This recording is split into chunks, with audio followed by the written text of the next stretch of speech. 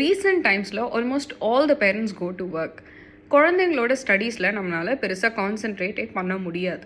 அப்படி இருக்கும்போது எந்தெந்த சைல்டுக்கு எக்ஸ்ட்ரா ஹெல்ப் தேவை இல்லை டியூஷன் தேவை அப்படின்னு நம்ம பார்க்கலாம்.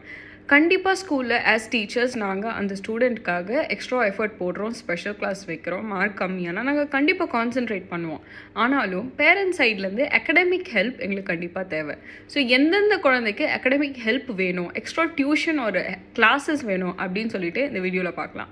எல்லா ஸ்டூடெண்ட்ஸுக்குமே டியூஷன்ஸ் தேவையில்லை. சில பேர் நல்லா படித்தாலுமே நம்ம டியூஷன் அனுப்பிடுறோம். அந்த மாதிரி தேவையில்லை. ஸோ எந்தெந்த ஸ்டூடெண்ட்ஸ்க்கு ஹெல்ப் வேணும் அப்படின்னு பார்த்தா, நம்பர் 1 டிக்ளைனிங் கிரேட்ஸ். மார்க் கம்மியாகுது அப்படின்னா அந்த ஸ்டூடெண்ட்க்கு நம்ம கண்டிப்பாக உடனே என்ன பிரச்சனை அப்படின்னு சொல்லிட்டு பேரண்ட் பார்த்துட்டு ஒன்று அந்த பேரண்ட் படிக்கும்போது கூட உட்காரணும், இல்லைனா டியூஷன்ஸ் அனுப்பலாம். டியூஷன் அனுப்புனாலும் டியூஷனில் என்ன படித்தாங்க, எவ்வளோ கவர் பண்ணாங்க, ஸ்கூலில் எடுத்ததும் டியூஷனில் எடுத்ததும் படிச்சுட்டாங்களா அப்படின்ற ஒரு அப்ரூவலாவது நம்மளுக்கு இருக்கணும். ரெண்டாவது டிஃபிகல்ட்டி வித் ஹோம்ஒர்க் கொடுக்குறோம். ஆனால் அந்த குழந்தைனால ஹோம்ஒர்க் கொடுத்தா டெய்லி பிளாங்க் பேஜ் தான் எடுத்துகிட்டு வராங்க. ஏன்னா எனக்கு பண்ண முடியல அப்படின்னும் போது பேரண்ட்ஸ் ஹெல்ப் பண்ண முடியல. தென் we need to send them to tuition or the parent has to spend extra time after their work.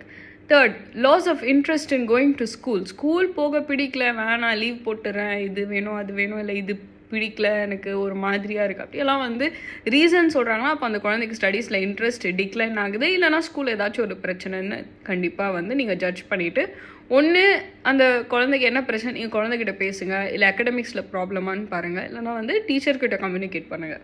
அடுத்தது டீச்சர் கன்சர்ன்ஸ். இப்போ ஒரு டீச்சர் பார்த்தாலே தெரியும், போன டேர்ம்லாம் நல்லா படிச்சுட்டு இருந்த குழந்தை திடீர்னு படிக்க மாட்டாங்க. அப்படி படிக்கலைன்னா ஒன்று டீச்சர் எஃபர்ட் போடணும். இப்போ டீச்சர்னாலையும் எஃபர்ட் போட முடியலன்னா பேரண்ட்ஸ் கிட்ட கொண்டு போகும்போது பேரண்ட்ஸ் வில் டேக் இனிஷியேட்டிவ் ஒரு parents can send them to a tuition.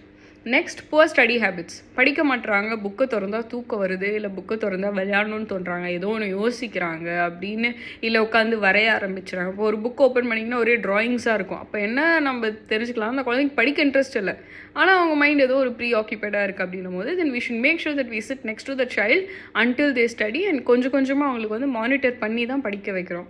அடுத்து நெகட்டிவ் செல்ஃப் டாக். இதெல்லாம் என்னால் முடியாது அப்படின்னு பேசுகிறாங்கன்னா தென் த சைல்ட் நீட்ஸ் ஹெல்ப்.